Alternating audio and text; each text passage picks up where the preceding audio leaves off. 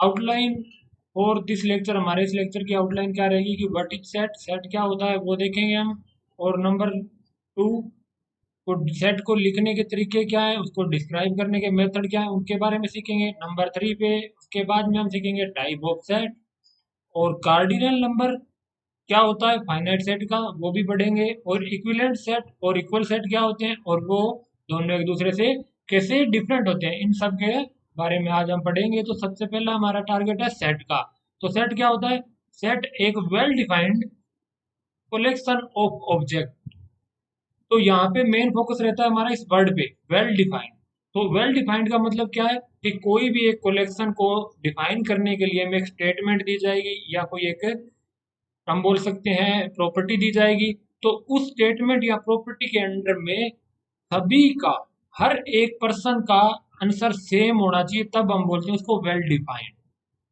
अगर वो person to person very करेगा तो हम बोल देंगे कि वो जो स्टेटमेंट है या वो कलेक्शन जिसके उस स्टेटमेंट के अकॉर्डिंग आ रही है वो वेल डिफाइंड नहीं है। तो उसके लिए हम आगे एग्जांपल भी देखेंगे। और जो एक और डेफिनेशन है हमारे पास सेट की, तो कि सेट क्या होगा कि कलेक्शन ऑफ ऑब्जेक्ट की, ऑब्जेक्ट की कलेक्शन है, उनके सभी के लिए एक हमने कॉमन स्पेसिफाइड प्रॉपर्टी बता दी। वो उस प्रॉपर्टी को अगर सेटिस्फाई कर रहे हैं तो हम बोलेंगे वो सेट के अंदर है, अदरवाइज नहीं है। तो ये स्पेसिफाइड प्रॉपर्टी में बताएगी कि वो कोई भी ऑब्जेक्ट है वो हमारे सेट के अंदर है या नहीं है। तो ये हमारी एक अनदर डेफिनेशन है सेट की। तो इसके लिए अब हम एग्जांपल देखते हैं। A collection of all state in India, ये सेट बनेगा या नहीं बनेगा? तो ये सेट है, ये collection of all state in India, ये सेट बनेगा। यस, ये सेट बनेगा। क्यों? क्योंकि ये जो स्टेटमेंट है ऑल स्टेट इन इंडिया, तो स्टेट इंडिया के अंदर 29 स्टेट है, तो वो 29 सभी के लिए सेम रहेगी, किसी के लिए वेरी नहीं करेगी। तो उसका जो सेट बनेगा उसको हम लिख सकते हैं जैसे हरियाणा, पंजाब, राजस्थान, एक Andhra Pradesh, UP, Uttarakhand and so on, जो 29 स्टेट है उन सबके नेम लिख देंगे। तो ये स्टेटमेंट थी हमारे पास, ये एक डिफाइंड स्टेटमेंट थी, इसका मीनिंग सभी के लिए सेम आना है। तो इसको हम बोल देंगे कि ये सेट बन रहा है। तो सेकंड हमारे पास एक collection of multiple of two, तो टू के मल्टीपल, तो ये भी सबके लिए सेम आएगा। टू के multiple 2, 4, 6, 8, 10 and so on. Negative में भी आएंगे, नेगेटिव में -2, -4, -6 हम बोल सकते हैं। तो ये भी हमारे लिए सबके लिए 2 के मल्टीपल है, ये भी सभी के लिए एक सेम ही कलेक्शन आनी है। तो इसका मतलब ये भी एक सेट बनेगा। ये स्टेटमेंट थी, ये वेल डिफाइंड स्टेटमेंट है। अब हम देखते हैं कि जो स्टेटमेंट वेल डिफाइंड नहीं होगी या जो सेट नहीं बनाएंगे, तो हम देखते हैं कि देखो नेक्स्ट हमारे पास है एक collection of good people in India. तो ये गुड पीपल इन इंडिया, हमारे पास स्टेटमेंट है गुड पीपल इन इंडिया, ये हमें चेक करनी है ये वेल डिफाइंड है या नहीं है, चेक करनी है हमें। तो देखो, अगर मैं कोई भी लिस्ट बनाऊं कुछ वेल गुड पीपल्स की, तो जो मेरे लिए गुड है उनकी लिस्ट बनाऊंगा। हो सकता है जो मेरे लिए गुड थे वो किसी और के लिए बैड भी हो सकते हैं, तो उसको वो लिस्ट में ना रखे।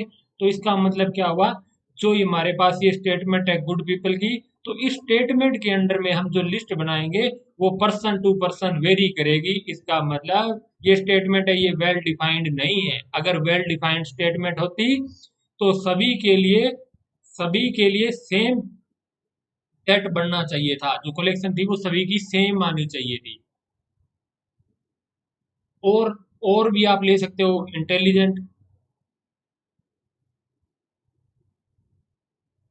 Student in class, student in Haryana, Haryana के अंदर इंटेलिजेंट स्टूडेंट कौन कौन से हैं? तो इसमें ये हमारे पास तो जो स्टेटमेंट है वो है इंटेलिजेंट स्टूडेंट। तो इंटेलिजेंट स्टूडेंट मेरे अकॉर्डिंग कोई और है किसी के, अगर जैसे अगर मैं आपको मैथ टीच कर रहा हूँ, कोई स्टूडेंट है जो मैथ में इंटेलिजेंट है बट वो कोई और सब्जेक्ट में मतलब इंटेलिजेंट का मतलब कि वो मेरे को लग रहा है कि वो इंटेलिजेंट है, वो मेरे सामने बड़े अच्छे से क्वेश्चन निकाल देता है। बट कोई और सब्जेक्ट का टीचर आए और वो उसको बोले कि आप, जैसे साइंस का टीचर है वो उससे कुछ साइंस की क्वेश्चन पूछे, वो उसका आंसर नहीं दे पा रहा, तो वो स्टूडेंट मेरे अकॉर्डिंग तो मैं बोल दे रहा हूँ उसको इंटेलिजेंट है, बट वो साइंस का टीचर है वो बोलेगा ये इंटेलिजेंट नहीं है, ये एक नॉर्मल स्टूडेंट है।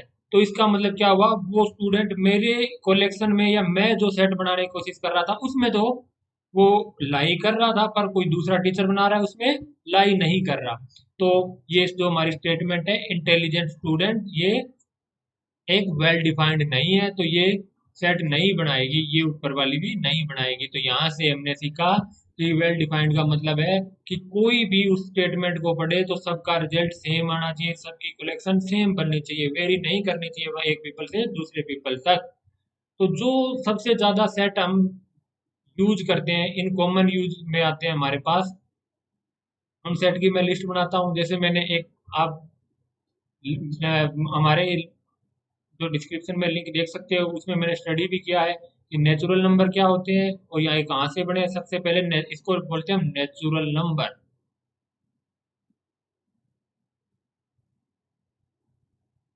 और इंटरनेशनल इसकी नोटेशन होती है इस टाइप की, और इंडिया के अंदर हम इसकी नोटेशन सिंपल एम से भी यूज कर लेते हैं। और इसके अंदर एलिमेंट कौन से होंगे, जो नंबर 1 2 3 4 और 5 एंड सो ऑन इन्फिनिटी तक जाएंगे, इन नंबर को हम बोल देते हैं काउंटिंग नंबर। क्योंकि जब भी हम कभी काउंटिंग स्टार्ट करते हैं तो वो वन से ही स्टार्ट करते हैं, वन फिर टू फिर, इसलिए इनको काउंटिंग नंबर बोलते हैं।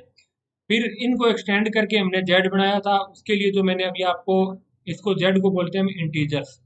तो ये इंटीजर क्या होते हैं, ये कैसे बने थे, इनके लिए मैंने वीडियो बना रखी है, जो भी मैं सेट बताऊंगा इनके लिए एक वीडियो बना रखी है, उनका आप लिंक डिस्क्रिप्शन में से देख सकते हो। इंटीजर, इंटीजर के अंदर क्या होंगे, इंडिया में इसकी नोटेशन सिंपल जेड है, इंटरनेशनल लेवल पर इसको इस नोटेशन से यूज किया जाता है।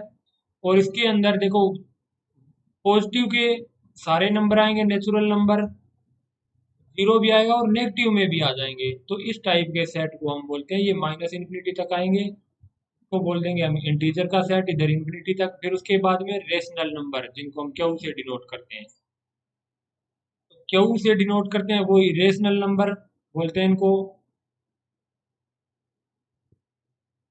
यहाँ पे 2 बार एरो लगा दी जाती है इंटरनेशनल लेवल के लिए, सिंपल क्यू। और इसके अंदर पी बाई क्यू फॉर्म के एलिमेंट होते हैं, और क्यू यहाँ पे जीरो नहीं होना चाहिए, और पी और क्यू दोनों हमारे इंटीजर से बिलोंग करने चाहिए।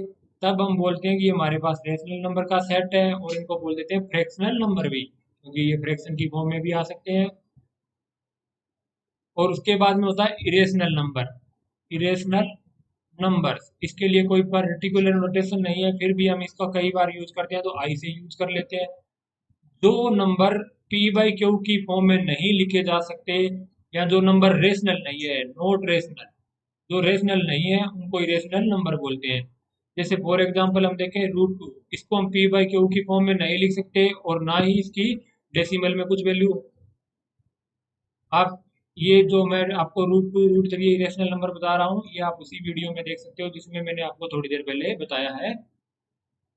और फिर जो सबसे लार्जर कलेक्शन है जिनको हम हमारे रियल लाइफ में या ज्यादातर यूज करते हैं, वो कलेक्शन है हमारे पास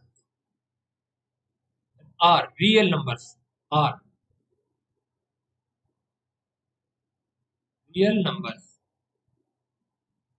इंडिया में सिंपल आर से यूज करते हैं इसको। और इसके अंदर माइनस इन्फिनिटी से प्लस इन्फिनिटी तक सारे नंबर आ जाते हैं, चाहे वो नेचुरल नंबर हो, चाहे वो इंटीजर हो, चाहे वो रेशनल हो, चाहे वो इरेशनल नंबर हो। और हम बोल सकते हैं कि अगर एक मैं लाइन ड्रा करूं, जो लाइन जीरो से स्टार्ट होती है, तो इस लाइन पे जितने भी पॉइंट लाई करते हैं वो इस रियल नंबर के ऊपर होते हैं, तब इस लाइन को हम बोल देते हैं रियल लाइन भी बोल देते हैं, क्योंकि इस लाइन पे जितने भी पॉइंट लाई कर रहे हैं वो रियल नंबर्स होते हैं। अब नेक्स्ट हमारा जो टॉपिक है वो है डिस्क्रिप्शन ऑफ ए सेट, या फिर हम बोल सकते हैं कि सेट को लिखने के मेथड हमारे पास क्या है। तो सेट को लिखने के मेन हमारे पास 2 मेथड है, रोस्टर या फिर उसको टेबुलर फॉर्म भी बोल देते हैं, और दूसरा है सेट बिल्डर फॉर्म। तो सबसे पहले हम देखते हैं कि रोस्टर फॉर्म क्या होती है। देखो, रोस्टर फॉर्म या टेबुलर फॉर्म, तो जैसे नाम से ही देख सकते हैं, अगर हम टेबुलर की बात करें तो जिनको हम एक टेबल की फॉर्म में, जैसे टेबल में लिस्ट बना देते हैं एक टेबल की, तो उसी टाइप से अगर हम एलिमेंट को एक लिस्ट के फॉर्म में लिख दें और उनको सेपरेट कर दें किससे, कोमा लगा के। जैसे फॉर एग्जांपल अगर हमारे पास कोई एक सेट है जिसको हमने टेबुलर फॉर्म में लिखना था, तो देखो 1 2 3 4 5, ये हमारे पास सेट था। तो इसमें हमने एलिमेंट की लिस्ट बना दी, जो भी हमारे पास एलिमेंट थे जो इस सेट के अंदर आ रहे थे, और उनको अलग सेपरेट कर दिया किससे, कोमा का यूज करके। और भी आप बना सकते हो, जैसे अगर मैं बोल दूं सेट है हमारे, लिख दिया कि हमें दे दिया कि सेट ऑफ मल्टीपल ऑफ 3,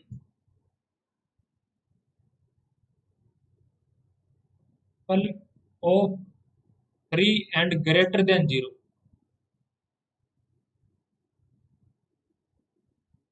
मतलब 0 से बड़े नंबर सारे जो 3 के मल्टीपल है। तो इनको अगर मैं हमारी रोस्टर या टेबुलर फॉर्म में लिखूंगा तो वो क्या आएगा, देखो सबसे पहला 3, फिर उसके बाद में 3 के मल्टीपल है तो 6, फिर 9, फिर 12, फिर 15, और इनको कोमा से सेपरेट करता जाऊंगा एंड सो ऑन। ये हमारे पास एक सेट लिख दिया हमने जिसकी एक स्टेटमेंट गिवन थी, और उस सेट को लिखने के लिए हमने टेबुलर फॉर्म का यूज किया। तो सेट को हम एक तो टेबुलर फॉर्म से लिख सकते हैं, दूसरा हमारे पास सेट बिल्डर फॉर्म। तो सेट बिल्डर फॉर्म में क्या है कि हमारे किसी भी सेट को डिस्क्राइब करने के लिए एक प्रॉपर्टी होगी, और अगर कोई भी उस प्रॉपर्टी को सेटिस्फाई कर रहा है तो हम बोल देंगे वो सेट बिल्डर फॉर्म में लिखा गया है। जैसे कि हमारे पास एक सेट है, उसके अंदर वो सारे एलिमेंट बिलोंग कर रहे हैं सच दैट जो जो इस प्रॉपर्टी में जो प्रॉपर्टी लिख रहा हूँ कि x प्लस 1 है वो ग्रेटर देन 0 हो जाना चाहिए। तो यहाँ पे हमारे पास ये प्रॉपर्टी p आ गई। तो इस p प्रॉपर्टी को जो जो x सेटिस्फाई करेंगे वो हमारी सेट के अंदर लिख देंगे। तो इस सेट को अगर मैं लिखने की कोशिश करूँ तो वो कैसे आएगा, देखो x की वैल्यू अगर मैं 0 लूँ तो देखो हमारे पास इसके अंदर 0 है, वो 0 प्लस 1 है वो ग्रेटर देन 0 आ रहा है, तो 0 आ जाएगा। 0 से बड़े जितने भी नंबर है 0.0001, तो ये जितने भी एलिमेंट है वो इसकी फॉर्म में आ जाएंगे। तो ये जो हमने इसको लिखने का वे था, इसको बोलते हैं हम सेट बिल्डर फॉर्म, क्योंकि ये जो अंदर इसके अंदर जो हम प्रॉपर्टी लिख रहे हैं या जो इसका पैटर्न है, ये सेट को बिल्ड बिल्ड करने का सिर्फ पैटर्न हमने इसके अंदर लिख दिया। इसका मतलब सारे एलिमेंट इसके अंदर इसी फॉर्म के आएंगे जो इस प्रॉपर्टी को सेटिस्फाई कर रहे हैं। तो अगर इसका कोई और एग्जांपल देखना हो तो हम बोल दें कि प्रॉपर्टी हमारे पास पी है वो प्राइम नंबर की, प्राइम नंबर होना चाहिए। तो कोई सेट बी है, उसके अंदर वो सारे एक्स हैं जो एक्स क्या है, प्राइम है, एक्स इज प्राइम। तो प्राइम ये हमने लिख दिया। अगर इस सेट को हमने और आगे पूरा बताना हो, मेन तो जब सेट बिल्डर फॉर्म है तो उसमें लिख दिया, इसका मतलब वो उसको कंप्लीट लिख दिया। फिर भी अगर हमने सेट बिल्डर फॉर्म से हमने कई बार क्या होता है लिस्टिंग फॉर्म में जाना हो तो यहाँ पे प्राइम नंबर की लिस्ट बना देंगे। प्राइम नंबर कौन से होते हैं, 2 3 5 7 9 7 11 13 एंड सो ऑन। तो ये हमारी फॉर्म होगी रोस्टर। और ये फॉर्म अगर हम कोई भी एक सेट के लिए दो फॉर्म एक साथ देखना चाहें तो भी हम बोल सकते हैं कि यहाँ पे जो बी सेट के लिए ये तो हमारे पास होगी सेट बिल्डर फॉर्म, और ये रोस्टर फॉर्म या टेबुलर फॉर्म भी बोल सकते हैं। तो ये हमारे पास दो टू वेज थे किसी भी कोई भी सेट को लिखने के लिए। और नेक्स्ट अब हमारा जो क्वेश्चन था वो था टाइप्स ऑफ सेट के। सेट के टाइप कौन कौन से हैं, तो सेट के टाइप हमारे पास है एम्प्टी सेट, और सेकंड है सिंगलटन सेट, तीसरा फाइनाइट और चौथा इनफाइनाइट सेट। तो एम्प्टी एम्प्टी का मीनिंग होता है खाली। तो अगर a set does not contain any element, कि कोई किसी भी सेट के अंदर कोई भी एलिमेंट ना हो तो उस सेट को बोलते हैं हम एम्प्टी सेट। और उस सेट को हम बोल देते हैं नल सेट भी बोल देते हैं। और तो देखो जिस सेट के अंदर कोई भी एलिमेंट नहीं होगा उसको एम्प्टी सेट बोलते हैं, नल सेट बोलते हैं, और इसको डिनोट करते हैं फाई से। तो फॉर एग्जांपल अगर मैं एक सेट सेट बिल्डर फॉर्म में आपको एक एग्जांपल लिखने की कोशिश करूँ, तो कोई भी एक ए सेट है, उसमें हमने बोल दिया कि वो सारे एक्स आने चाहिए जो x greater than zero and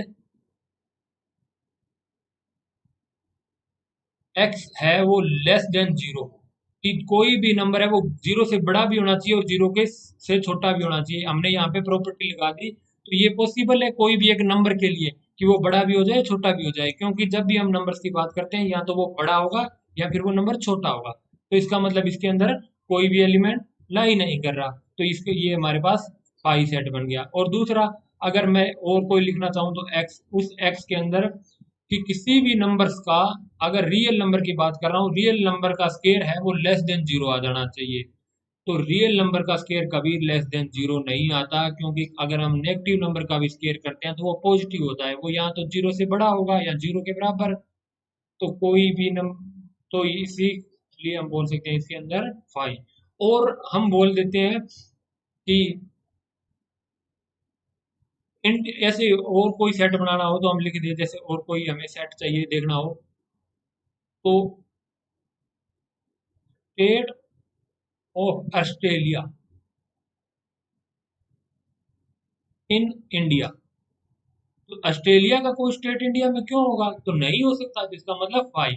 तो जिन चीज का कोई भी आउटपुट नहीं आ रहा, कि जिसको हम स्पेसिफिकली कोई भी वैल्यू नहीं दे रहे, तो या फिर हम बोल रहे हैं कि उसके ये क्या है, ये तो एक इलॉजिकल सा क्वेश्चन है, हम बोल देंगे इसके तो कोई आउटपुट ही नहीं, आंसर ही नहीं आ रहा, तो उसके इसको हम बोलते हैं फाइव। तो उस स्टेटमेंट के अंदर हम कोई सेट बनाएंगे तो वो फाइव से उसके वो फाइव बोल देंगे, एम्प्टी सेट बोल देंगे। और नेक्स्ट जो हमारे पास है वो है सिंगलटन सेट। तो एक कलेक्शन, और अगर हमें बोलना हो तो इसके लिए स्टेटमेंट क्या रहेगी, एक कलेक्शन ऑफ ऑब्जेक्ट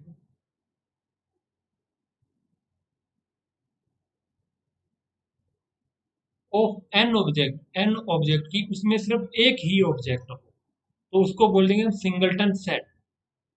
या फिर हम बोल दें, और कैसे लिख सकते हैं, a set contains a single element, single element बोल दें, ऑब्जेक्ट बोल दें। तो यहाँ से हमने देखा कि जो जिस सेट के अंदर सिर्फ एक ही एलिमेंट होगा उसको बोलते हैं हम सिंगलटन सेट। फॉर एग्जांपल देखो, अगर हमें देखना हो तो सिंगलटन वन। और कोई एग्जांपल लेना हो तो हम बोल सकते हैं, जैसे बी के अंदर मैं बोल दूं इंडिया, सिर्फ एक ही है। स्टेट की बात, कोई भी कंट्री की बात करते हैं तो देखो ये पूरा एक ही ऑब्जेक्ट बनेगा सी। अगर मैं कोई क्रिकेटर की बात करता हूँ और उसमें सिर्फ मैं विराट कोहली का नाम लिख देता हूँ, तो यहाँ पे मैंने क्या देखा, इस सेट के अंदर एक ही ऑब्जेक्ट है। या फिर मैं बोल देता हूँ कि नंबर वन क्रिकेटर इन 2021, तो वहां पे भी कौन, कोई एक ही क्रिकेटर आएगा। या तो जैसे अगर मैं बोल दूं कि विराट कोहली है तो उस सेट के अंदर अकेला विराट कोहली आ जाएगा। तो जिस सेट के अंदर सिर्फ एक एलिमेंट होगा उसको हम बोलेंगे सिंगलटन सेट। और a set contains finite element, finite element, किसी के अंदर फाइनाइट एलिमेंट है तो उस सेट को बोल देंगे फाइनाइट सेट। फॉर एग्जांपल कोई सेट ए है, उसमें हमने सिर्फ दो तीन चार, हाँ, तो इसमें क्या फाइनाइट एलिमेंट है, तो ये हमारे पास फाइनाइट सेट। और भी आप उन्हें एग्जांपल लेना हो तो जैसे कोई और बना दूं मैं, डिस्ट्रिक्ट इन हरियाणा, कि हरियाणा के अंदर जितने डिस्ट्रिक्ट है उनका सेट बना ले, तो भी वो क्या एक फाइनाइट सेट बनेगा। और भी आपको चाहिए यूनिवर्सिटी सी tools collection of tools in India, तो इसमें भी तो फाइनाइट नंबर ही आएंगे। तो ये सारे सेट हमारे पास फाइनाइट सेट हैं। और लास्ट सेट का जो टाइप है हमारे पास वो इनफाइनाइट सेट है। तो इनफाइनाइट सेट के एग्जांपल हम देखेंगे कि a set containing infinite element, infinite element बोल दें या ऑब्जेक्ट बोल दें, ऑब्जेक्ट्स। अब इनफाइनाइट ऑब्जेक्ट्स क्या है, जिन ऑब्जेक्ट्स को हम काउंट नहीं कर पाते, जिन एलिमेंट को हम काउंट नहीं कर पाते उनको इनफाइनाइट एलिमेंट या इनफाइनाइट ऑब्जेक्ट बोल देते हैं। तो इसके एग्जांपल देखें, जैसे एक तो मैंने अभी अभी आपको बताया था, set of natural number. Set of natural number में इनफाइनाइट एलिमेंट होते हैं, इन्फिनिटी तक जाते हैं, जिनको हम पूरी तरीके से काउंट नहीं कर पाते। फिर सेट ऑफ इंटीजर्स, इसमें भी तो इनफाइनाइट होते हैं, कहाँ से -1 0 1 2, या दोनों तरफ प्लस में और माइनस में इन्फिनिटी में जाते हैं। और भी जैसे हमारे पास रेशनल नंबर का सेट है, रियल नंबर का सेट है, इन सेट के अंदर हमारे पास इनफाइनाइट एलिमेंट्स हैं, तो इनको हम बोलेंगे इनफाइनाइट सेट। तो ये हमारे पास है इनफाइनाइट सेट। अब नेक्स्ट टॉपिक है हमारे पास कार्डिनल सेट। कि कार्डिनल नंबर क्या होता है कोई भी फाइनाइट सेट का। तो कार्डिनल नंबर को हम एन से इससे डिनोट करेंगे। अगर हमारे पास कोई सेट ए है तो एन ऑफ ए है वो डिनोट करेगा कार्डिनल नंबर ऑफ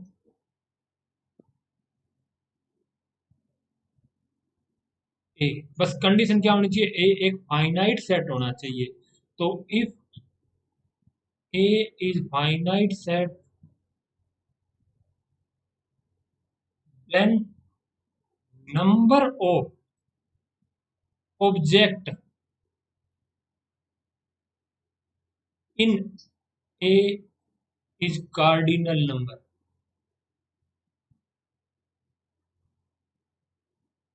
जितने ही एलिमेंट हमारे फाइनाइट सेट के अंदर होंगे उतना ही उसका कार्डिनल नंबर होगा।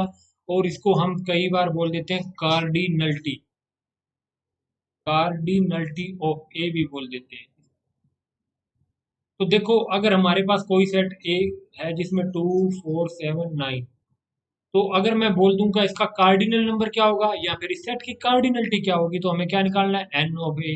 एन ऑफ ए क्या है, इसके अंदर काउंट करने हैं हमारे पास कितने नंबर है, टोटल ऑब्जेक्ट कितने हैं। तो देखो 1 2 3 4, तो एन ऑफ ए हमारे पास क्या आ गया, 4 के बराबर आ गया। ये एक सेट नहीं होगा, ये सिंपल एक नंबर होगा। तो N A equal to 4।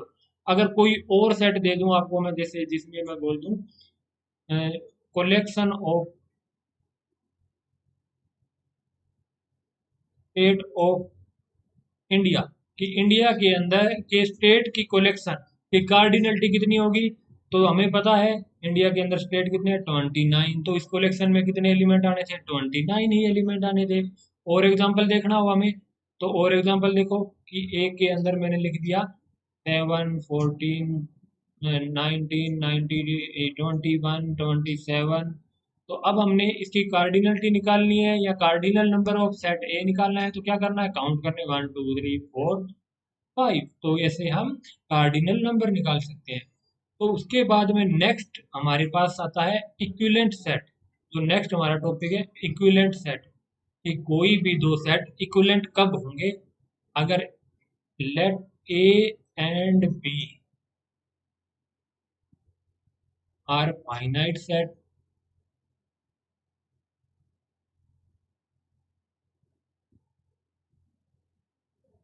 then A and B are said to be equivalent if cardinality of A equal to cardinality of B। या फिर हम बोल दें कि दोनों सेट का, ए सेट ए और सेट बी का कार्डिनल नंबर है हमारे पास, वो दोनों बराबर होने चाहिए। और दूसरे वे में बोलना चाहें तो number of element in A and number of element in B are equal. और कैसे लिख सकते हैं, नंबर ऑफ ऑब्जेक्ट या element in A equal to number of object in B. अब जो भी मैं बात कर रहा हूँ, जैसे मैंने कार्डिनल नंबर की बात की, इक्विवेलेंट सेट की बात की, तो ये जो हमारे पास कार्डिनल नंबर था, इक्विवेलेंट सेट था, ये हम सिर्फ एक बार फाइनाइट सेट के लिए स्टडी कर रहे हैं। जब आगे मैं इसके ऊपर और भी वीडियो बनाऊंगा तो इसमें आपको इनफाइनाइट सेट के लिए भी बताऊंगा कि इनफाइनाइट सेट के लिए हम कैसे इक्विवेलेंट बताएंगे। तो अब, तो अभी तक हमने इसकी डेफिनेशन देखी। अब अगर हमें कोई एग्जांपल देखना हो, तो देखो एक सेट है जिसके अंदर मैंने 2 4 9 12, और बी सेट है जिसके अंदर मैंने लिख दिया स्टेट के नाम लिख दिए कुछ हरियाणा, पंजाब, राजस्थान और यूपी। अब हमने देखना है कि ये दोनों सेट इक्विवेलेंट है या नहीं है। तो यहाँ से हमने देखा कि जो कार्डिनल नंबर ऑफ ए है वो क्या है, या कार्डिनलिटी ऑफ ए है 1 2 3 4, तो इसकी 4 है। और एन ऑफ बी देखूं तो उसमें कितने हैं, कार्डिनल नंबर ऑफ बी 1 2 3 4, तो उसमें भी 4 है। तो यहाँ से हमने देखा cardinal number of set A and set B are equal, तो दोनों सेट इक्विवेलेंट है। तो इक्विवेलेंट सेट के लिए सिर्फ उनका कार्डिनल नंबर सेम होना चाहिए, नंबर ऑफ एलिमेंट सेम होना चाहिए। एलिमेंट चाहे किसी टाइप के हो उस पर डिपेंड नहीं करता एलिमेंट्स पे, सिर्फ एलिमेंट्स की संख्या पे डिपेंड करता है, नंबर ऑफ एलिमेंट्स पे डिपेंड करता है। यहाँ से हमने देखा कि सेट ए के अंदर एलिमेंट थे वो तो नंबर की फॉर्म के थे, और सेट बी के अंदर एलिमेंट थे वो लेटर्स की फॉर्म के थे, फिर भी दोनों सेट इक्विवेलेंट सेट थे। तो इक्वल सेट अब नेक्स्ट टॉपिक है। तो इक्वल सेट क्या होते हैं कि अगर नंबर ए एंड बी अगर हमारे पास कोई दो सेट है, तो every element of A is element of B, कि ए का हर एलिमेंट बी का एलिमेंट होना चाहिए। एंड और साथ में दूसरी कंडीशन क्या है, every element of B is element of A. अगर इस स्टेटमेंट को हम दोबारा देखें तो क्या है कि ए का हर एक एलिमेंट बी का एलिमेंट होना चाहिए और बी का हर एक एलिमेंट ए का एलिमेंट होना चाहिए, तब हम बोलेंगे कि दोनों सेट हैं वो इक्विवेलेंट सेट है। तो जैसे और देखो हम कैसे बोल सकते हैं, इसमें यहाँ से हमने अगर इसको मैं दूसरे वे में लिखना चाहूँ तो एक और कंडीशन क्या बन सकती है कि दो सेट है हमारे पास ए और बी, तो पहली कंडीशन क्या है, एन ऑफ ए और एन ऑफ बी दोनों बराबर होना चाहिए। और दूसरी, each element of B is element of A. जो इन दोनों में से एक स्टेटमेंट ने क्या कवर कर लिया कि दोनों के अंदर से एलिमेंट बराबर है। तो ये बात इन ऊपर हमने दो स्टेटमेंट अलग टाइप से लिखी थी, नीचे अलग लिख कैसे लिखी है। तो ये दोनों वे कहने का मतलब है दोनों बात सेम ही रहेगी। जैसे अगर मैं एक सेट तो आपको दे दूं जिसमें 1 2 3 4 है, और दूसरा सेट मैंने आपको बी लिख दिया जिसके अंदर मैं बोल दूं वो सारे एक्स हैं, जो एक्स लेस देन तो होने चाहिए 4 से, लेस देन इक्वल टू होने चाहिए 3 से, और किससे 1 से। और जो x है वो नेचुरल नंबर है, नेचुरल नंबर मतलब x की वैल्यू है वो सिर्फ वन इनमें से ही हो सकती है। जो x की यहाँ पे वैल्यू है हमारे पास सिर्फ वो 1 2 3 ये ही वैल्यू हो सकती है। तो यहाँ से हमने क्या, अब हमने नेक्स्ट काम हमारा क्या है कि जो a का हर एक एलिमेंट है वो b का हर एक एलिमेंट होना चाहिए। तो देखो a का एलिमेंट जो 1 है, यहाँ से मैंने पहले 1 उठाया, तो 1 है वो हमने चेक करना है इस कंडीशन को सेटिस्फाई करता है या नहीं करता। तो अब हमने हमारे पास जो 1 है वो x इक्वल टू 1 है। देखो जो 1 है वो लेस देन 3 है और इक्वल टू 1 है। तो इसका मतलब क्या होता है कि इस कंडीशन को उसने सेटिस्फाई करना, इस कंडीशन को। तो यहाँ से देखो जो 1 है वो इसके बराबर है, तो इसने उस कंडीशन को सेटिस्फाई कर दिया। तो यहाँ से हमने क्या देखा, 1 है वो बी में बिलोंग कर गया, 1 यहाँ से ए में बिलोंग कर रहा था। सिमिलरली हम 2 को ए 2 ले रहे हैं, 2 यहाँ से बिलोंग कर रहा है, तो 2 देखो यहाँ पे इस कंडीशन को सेटिस्फाई कर रहा है, हमारी प्रॉपर्टी बी को सेटिस्फाई कर रहा है। तो this implies that 2 belong to B. और नंबर यहाँ पे देखो 3 ए से बिलोंग कर रहा है, यहाँ पे हम 4 ले लेते हैं क्योंकि 4 के कारण ही ये इक्वल होगा। तो यहाँ से अगर हम 4 लेंगे तो जैसे भी इसमें 3 बिलोंग कर गया, सिमिलरली ऐसे हम 4 को भी बिलोंग करवा सकते हैं, 4 ए। और नंबर ऑफ एलिमेंट इन ए हमारे पास कितने हैं, 4, काउंट करें तो 1 2 3 4। और इसके अंदर भी एलिमेंट कौन कौन से आने हैं, यहाँ नेचुरल नंबर से उठा उठा के अगर हम यहाँ लिखने की कोशिश करें तो वो सेट कैसा लिखा जाएगा। देखो पहले 1 देखते हैं, 1 ने इसकी कंडीशन सेटिस्फाई कर दी, फिर 2 देखेंगे, 2 ने कर दी, 3 ने भी कर दी, 4 ने। जैसे ही मैं यहाँ से 5 उठाऊंगा तो 5 4 से बड़ा हो गया, वो इनके बीच में लाई नहीं करेगा, तो इसका मतलब इस सेट के अंदर कितने 4 ही एलिमेंट आ सकते हैं। तो number of element in B कितने 4। तो दोनों सेट ए एंड बी के अंदर कार्डिनलिटी सेम है, ए का हर एक एलिमेंट बी का हर एक एलिमेंट बन रहा है। तो यहाँ से हमने देखा कि दोनों set set A and B are equal. तो ये तो हमारे पास इक्वल की नोटेशन थी। और इक्विवेलेंट के लिए अगर दो सेट ए, अगर मैं इक्विवेलेंट की आपको नोटेशन लिखने की कोशिश करूं तो कोई सेट ए और बी अगर इक्विवेलेंट है तो उनको ऐसे लिख सकते हैं, इक्वल की बजाय इस फॉर्म में लिख सकते हैं। और बीच में इक्वलिटी होल्ड हो रही है तो उसमें इक्वल लगा दिया हमने। जैसे अगर मैं दोबारा लिखूं तो ए इक्वल टू बी, यहाँ से हमने देखा दो सेट आर इक्वल है। तो इन दोनों डेफिनेशन से इक्वल और इक्विवेलेंट, इक्वल इक्वल क्या बोलता है कि दोनों सेट के अंदर एलिमेंट का नंबर भी सेम होना चाहिए, सेम नंबर ऑफ एलिमेंट की, उसके अंदर कितने एलिमेंट है दोनों सेट के अंदर। और दूसरा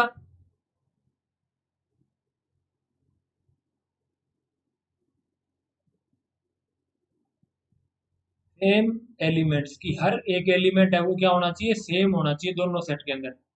और इक्विवेलेंट सेट क्या बोलता है कि सेम नंबर ऑफ एलिमेंट होने चाहिए